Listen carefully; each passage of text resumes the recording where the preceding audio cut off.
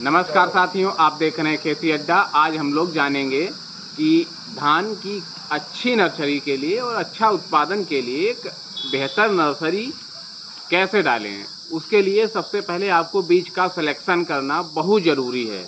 आपने अगर अच्छा बीज का सिलेक्शन कर लिया तो मान लीजिए उत्पादन के कार्य में आपने 50 से 70% लगभग अच्छा काम कर दिया। बीज की प्रजाति का सिलेक्शन के लिए आपको सबसे नंबर 1 पे जो है आपकी मार्केट वैल्यू को देखना चाहिए। अगर खाने के लिए आप यूज कर रहे हैं तो खाने के लिए एक अच्छी वैरायटी जो आपकी मनचाही पसंद हो, जो चावल आप अच्छा खाते हो, खाने के लिए आप पसंद करते हो, उसी चावल को ग्रो करना चाहिए। अगर बेचने के लिए आप यूज कर रहे हैं तो उसकी मार्केट वैल्यू अच्छी होना चाहिए और मार्केट वैल्यू के साथ साथ आपके जनपद और आपके आसपास के क्षेत्र में कम से कम उसकी मांग बराबर बनी रहे। अगर उसकी मांग नहीं बनती है तो हो सकता है आने वाले समय में उसका रेट डाउन हो जाए। जब रेट डाउन हो जाएगा तो आपका प्रॉफिट जो मिलना था वो प्रॉफिट ना मिलके आप लॉस में चले जाएंगे।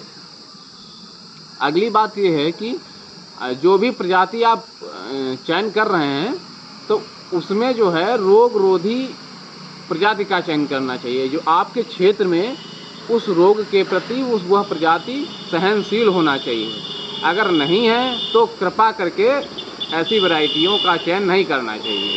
अगर करेंगे तो उसमें रोग लगेगा और उसमें जो है आपका रसायन हेतु अनावश्यक पैसा वेस्ट होगा।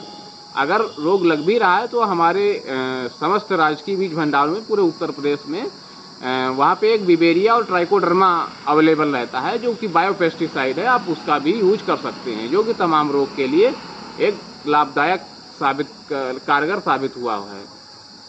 इसके बाद में आपको ये देखना चाहिए कि नर्सरी के टाइम आपका एटमॉस्फेयर का टेम्परेचर कितना है, वे भी एक वैल्यू रखता है, और आपकी सॉइल।